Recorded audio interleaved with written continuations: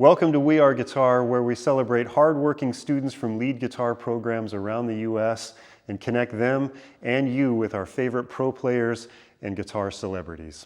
I'm Brad Richter, co-founder of Lead Guitar, coming to you from Guitar Salon International in Santa Monica, California. As a solo artist, our guest Emily Elbert is known to audiences for her soulful voice and thoughtful folk-inspired songwriting. To artists like Lord and Harry Styles, though, she's the versatile guitarist of choice for the most important gigs and the biggest tours. In fact, she's on tour with Jacob Collier right now. She'll join us from the road to talk guitar and songwriting and for a play-along of Elizabeth Cotten's Freight Train. I'll also introduce you to lead guitar teaching artist and guitar maker Andrew Smith to take a closer look at how beautiful instruments like the ones I'm surrounded by are actually built. And of course, lead guitar students are the real stars of the show. So let's start things off with a performance from Soto High School in Chicago. Hi, Soto High School Guitar Ensemble will perform Fiesta by Richard Lenz.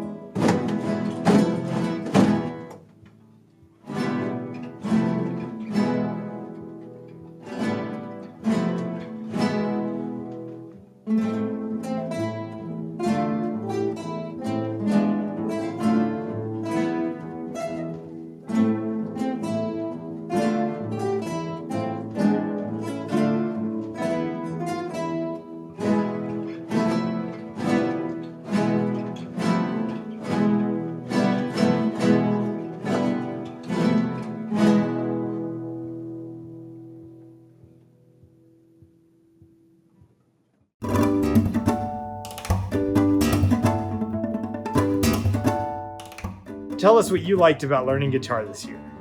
This year I really liked how we got to learn the new rhythms and I got to play guitar with my friends in there, and I hope more people get to play it.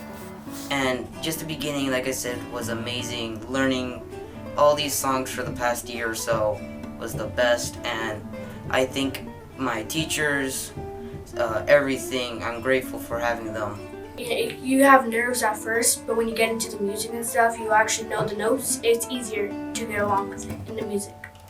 I like to practice guitar and play because I can do my songs and practice letters on the guitar, and then that makes me happy. Just playing the guitar and doing whatever song you would want to do, like playing like a Tetris theme or any kind of song that you would want to play, and it really immerses yourself in the musician community.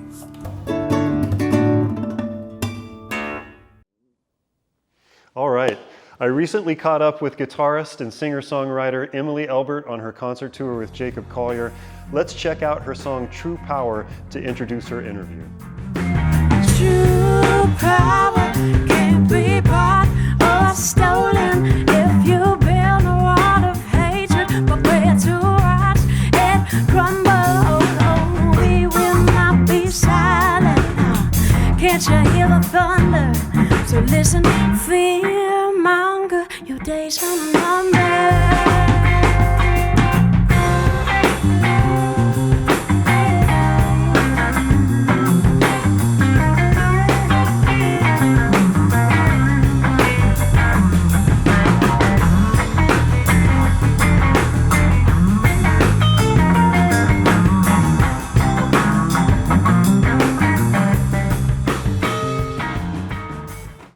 Emily Elbert, welcome to We Are Guitar. We're so glad to have you with us.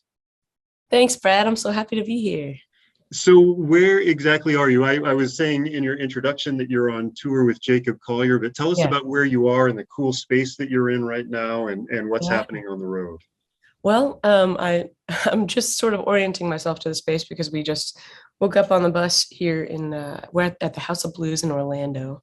So went to sleep in Pensacola and here we are now. So just kind of getting settled. We're in the green room here.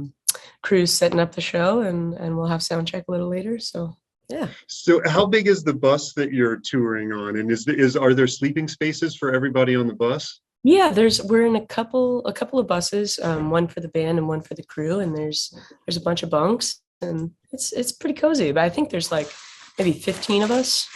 Sorry. Yeah, that's got to be some combination of a lot of fun and really uncomfortable. It's mostly pretty cool. It's mostly yeah. Well, that's great. And I know I've listened to a lot of your music, and you're a very versatile player. Are you guitar and backup vocals for Jacob Collier, or a mix of things? Yeah, predominantly. I mean, everybody in this band wears a lot of hats because that's he does Jacob's too. nature. Yeah, Jacob wears the most hats. He has a pretty astonishing collection. But there's not very many idle moments. We're always kind of staying busy and keeping it creative. So I play a lot of guitar and do a lot of singing, and also kind of hit various percussive items. And a little bit of keys, some bongos and cowbell and shakers and all that kind of stuff. Another thing I was really moved by listening to your music, for instance, the song Service has such a theme of how can I give back? And in fact, the refrain in that is how can I be of service? Or maybe it might be how can I best be of service? Totally. Yeah. So I just wanted to know, and I have a feeling what the answer might be, but have you found the answer to that question for yourself? And if you have, how are you living that as you tour and as you write music? No, that's such a great question. I think, for me personally, I think, and part of the reason that I think the lyric came out as a question is because I'm not sure I'm ever going to answer it. I think it's a kind of a continual process of trying to remember to keep asking that question, because the answer changes from moment to moment and situation to situation. I mean, I kind of think of it in terms of almost like concentric circles. How can I best be of service to like myself and my work, and then like my family and my community, and then the world at large, and each of those answers I think is shifting from moment to moment and experience to experience. But I think they're all super interrelated, and right now a lot of my focus on this tour is how I can show up in my own self and in the music that we're sharing, but then also in the way that we're delivering it to the community and to listeners as a whole, and then also trying to remember my relationship to the environment around me, and remember like, oh, we're on a tour. This is kind of a crazy thing. We're on big buses with lots of emissions, and how can we cut down on waste, and just remember to be kind to people, and plan for future ways to try to be a better like global citizen and all that kind of thing. So I think it's just constantly shifting, and I'm trying to stay in a healthy relationship to that idea. Well, the world would be a much better place if we all ran our thoughts through that filter, and I really like that as a perspective. It's not it's not a destination. There's no answer to that question. Yeah. It's something that you have to filter everything in life through. Well, I don't want to interrupt our conversation, but I do want to bring another friend onto the show. So I'm going to pause our conversation for just a second to do something for you and for the audience, which is each time we do one of those shows, we ask kids from all of our programs to submit solos that they're working on. Great. It's a lot of fun. And so we're going to see a series of short solo clips, just pieces of songs that kids have been working on. That will end with our friend Owen from Basalt High School in Colorado. He's a sophomore there. And we'll bring Owen on to join our conversation just after. Awesome. Can't wait. Okay, good.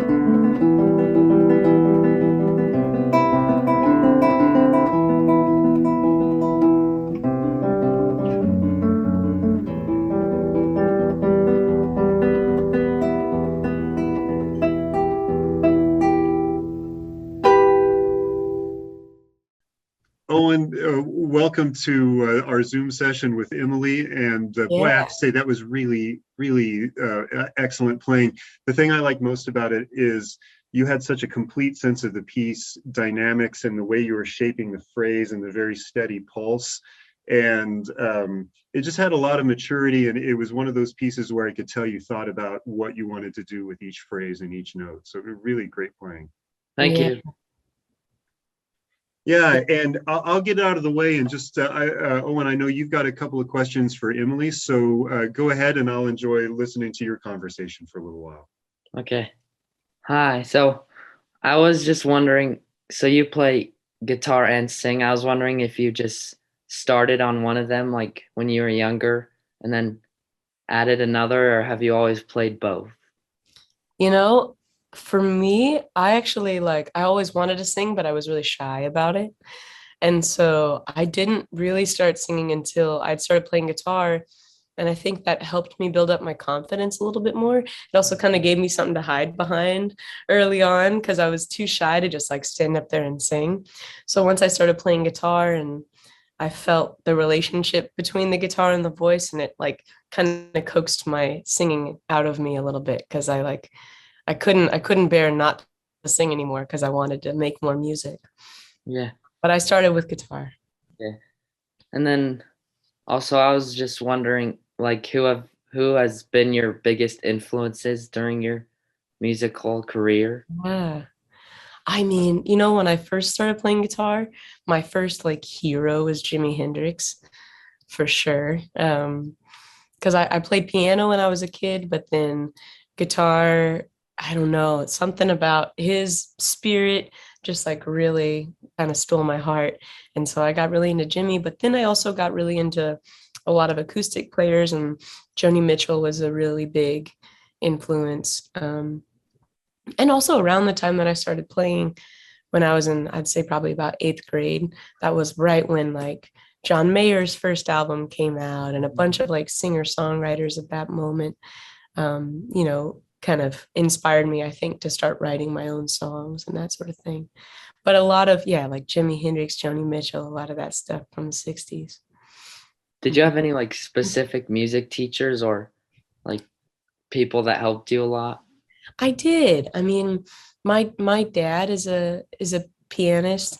He gigs around Dallas, and he's a really great pianist. And his mom was a piano teacher, so I certainly had that just kind of in my bloodstream and in my ears already. And I didn't take a. I wish I had like I wish my school had a guitar program or something, contemporary music program, anything like that. But I did have some really cool people that were influential to me, and you know, I sang in choirs and had good piano teachers. And then when I got to college, I had some teachers that I found really inspiring for like performance and other kinds of music and that sort of thing. Yeah. Yeah. Thank you. Thank you. You sounded so beautiful. I really loved your playing. Thanks. Yeah. Well, Owen, tell us about what's next for you. So you're finishing your sophomore year at Basalt High School, is that right? Yeah. And what have you already thought about what you want to do in college? If you even want to go to college, maybe it's a trade school, maybe it's a family business, maybe who knows what. But so what's next after high school? I definitely want to go to college, and I was thinking of either going to like into the medical field or Cool. becoming like a pilot. Oh, those Awesome. are fun professions. There's a strange correlation between people in the medical field and musicianship. I know so many Yeah. doctors who play an instrument. Yeah, Owen, I feel like the technicality and the sensitivity in your playing those things lend themselves really well to both of the careers that you mentioned. And so that makes a lot of sense. That's cool. Well, Emily, Owen, thank you both for joining us. Really a great conversation. And Owen, thanks for your beautiful playing and bringing the good questions to the interview. Thanks Yeah, for what a having me. pleasure. You sounded beautiful. I'm looking Thank forward, you. and all the students that played today. So really happy to hear you. Hello, my name is Jasmine Melendez. I'm an 8th grade student at M.D. Roberts Middle School of the Arts. Our school is part of Clayton County Public Schools and is in Jonesboro, Georgia, just south of Atlanta. The Guitar Techniques program is under the direction of Michael Pla, who teaches guitar to students in grades 6 through 8. The 8th grade Guitar Techniques students will perform their rendition of the American classic, When the Saints Go Marching In. We hope that you will enjoy our performance. 1, 2, 3, 4, 1.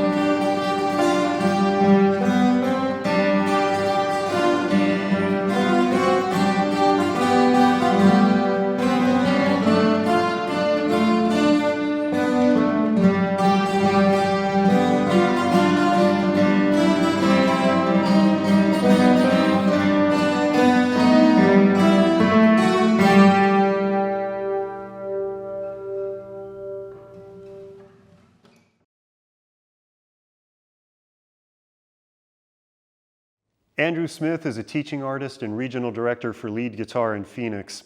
He has a master's degree in classical guitar performance, but he doesn't just play the guitar. Let's meet Andrew and learn a thing or two about guitar building. Andrew, welcome to the show. Hey, Brad. It's really great to have you. So tell us a little bit about the space that you're in and some of the tools that we see behind you. Yeah, so I'm here in my workshop. Back here behind me, you can see a guitar that I'm almost done building. And you can see a bunch of my tools back here in the background. I've got some chisels and hand planes, various tools I use in building guitars. What's your favorite part about guitar building? My favorite parts of the build process are when I get to use hand tools, like using my hands to shape the wood. For example, carving the braces or carving the neck. I think a really good example of that is bending the sides, actually. So to do that, I use a hot iron. It's heated up to around 350 degrees Fahrenheit. And then I take the piece of wood for the sides that I've been soaking in water and I push it down onto that hot iron. And the heat and the steam that's generated, that melts the lignin in the wood, which is like a glue that holds the wood fibers and wood cells together. And once that melts, you can just bend the wood into whatever shape you like. And then as soon as it cools down, it solidifies and keeps that new shape. So it's kind of a fine balancing act. If you move too fast, you're going to break the wood, it's going to crack. And if you move too slowly, you're going to burn the wood. But the best thing is the whole shop smells really, really nice. It smells like nice roasted wood. And, depending on the species, it can even smell really sweet or almost like incense. I bet that smells amazing, and that's something I've always wondered about it. How do you create those not only beautiful curves in a guitar, but keep them so symmetrical and so perfectly balanced with one another that you create the body of a guitar? So what about your playing itself? Did learning to play guitar inform the way you build guitars or help you learn how to build guitars? Yeah, absolutely. So beyond the obvious answer of just gaining a deeper understanding of music and a better understanding of how the guitar works, I think that learning to play an instrument really teaches you a lot of valuable life lessons. For example, a big one that I can think of is the ability to plan and complete a long-term project. So if you think about it, when you're learning a long piece, when you're maybe preparing for an audition or you're getting a recital ready, a concert ready, it's not something you can do in just one day or in a week on a whim. that's something where you need to really come up with a good practice plan. If I'm going to have this piece learned by this date, I'm going to have it memorized by this date, I'm going to be comfy with performance by now. So there's many steps along the way that you have to plan for and then successfully execute. So the ability to create a long-term plan and finish a long-term project, I think that's something important that I learned from learning to play the guitar. Another big thing that I learned from learning the guitar is the ability to be creative and, maybe more importantly, self-critique my own creativity. So when you're playing the guitar, you have to develop an understanding of, does this sound good? How is this coming off? Does my interpretation, it make sense to other people? And then you have to go back to the drawing board and kind of refine that process. So that ability to listen critically or kind of step outside of yourself and critique the work that you've done. It's a big thing that I learned from playing the guitar, but it's applicable in so many different areas of my life. I like that. Just as you're saying that, I think about the similarities between composing and guitar building, in that it seems like free expression in some ways, but there's a structure that you're putting all your creativity onto, especially in the case of a guitar, a very defined structure. And that really helps creativity in some fun ways.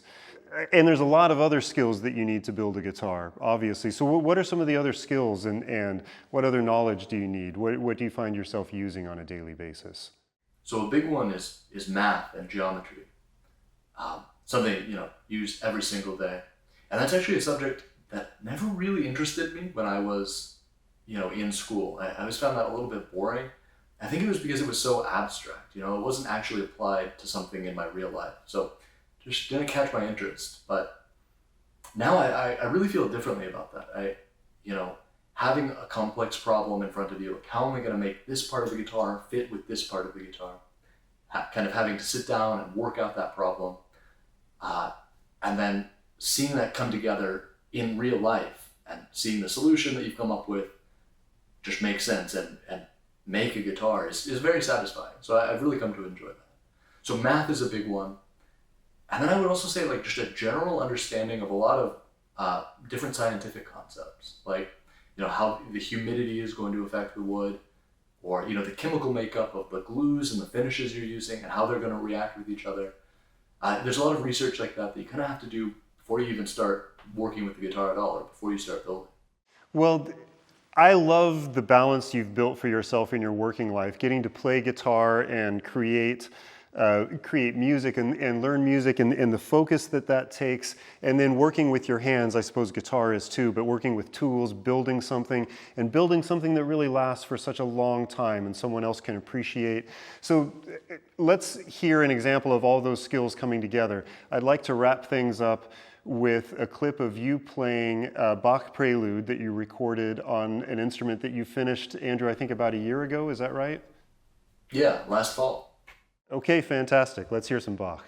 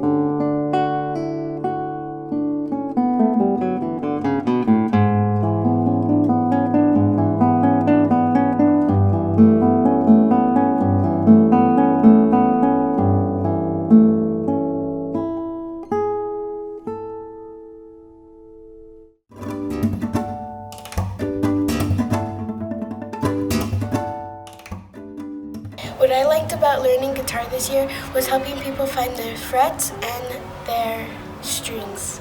Also, they teach you songs and more, like for example, Ring Around the Rosie, and also they taught us today about guitar that we're learning a new thing, and it was a G. Was new notes like high E and low E and G, and also playing songs like Heathens and Twinkle Twinkle. I like the rhythm in the songs and to play the music and the song with my friends. Well, I kind of started learning fingerstyle. It kind of made me feel better about playing guitar because I played it before. I wasn't so confident because I was younger. I was really bad at it. But playing fingerstyle made me feel really better. So yeah, that's why the learning experience was my favorite part.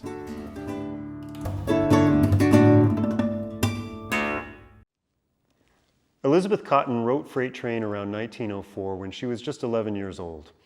It was a tribute to the trains she could hear at night from her bedroom as they rolled through her hometown of Carborough, North Carolina. The song went on to have a profound influence on the development of rock and pop music, including being an early hit for a then little-known band called the Quarrymen. Eventually, they changed their name to something that's probably more familiar, the Beatles. Freight Train is also notable as an example of the work of black artists and creators being claimed and copyrighted by others.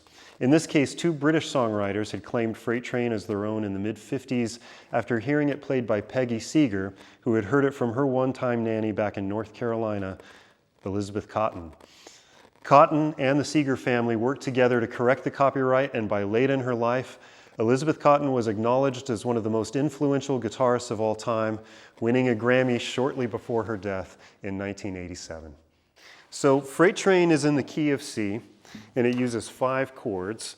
We begin with C major, our 1 chord or tonic chord for 2 measures, and then we have a change to G major, which is pretty typical. That's the 5 chord of C. But then a more unusual chord, we have E major. In the key of C major, we'd expect E minor, but Elizabeth Cotten uses the G sharp to lead us into the A minor chord, which we tonicize for just a moment, and that gives the melody an opportunity to take a dark turn. Then we move through the 4 chord of C, that big F major chord, to transition back into our home key of C major to resolve. The melody of Freight Train doesn't have much repetition, and it suspends its resolution until the very end. I'll show you what I mean, because in the key of C, you'd expect a lot of the motifs, a lot of the miniature phrases to end with the note C to sound fully resolved, but the first 2 measure motif in Freight Train ends with F. The second one is very similar, but ends with E. The third one actually does end with C.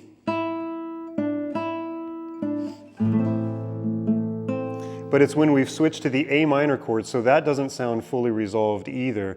And then the 4th phrase is fully resolved in the key of C major. 10 measures later. So I really like that suspension of the resolution. It creates a lot of forward momentum, appropriate for a song called Freight Train. So you know how the melody works and you know the chords. Those will be displayed on the screen as you watch the video with Emily Elbert and lead guitar students playing Freight Train. So grab your guitar and play along with us.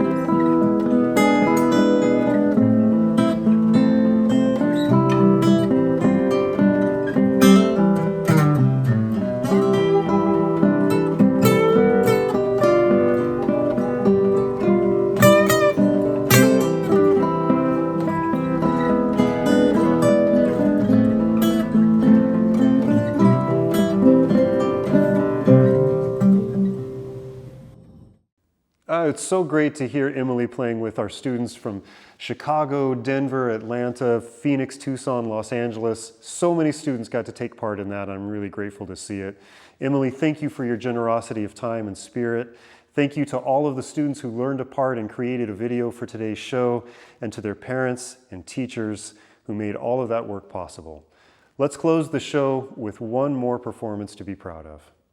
This is Miss Gutierrez's 6th grade guitar class from Holmes Middle School in Los Angeles. We will be playing Tecolotes, which is a traditional Mexican folk song.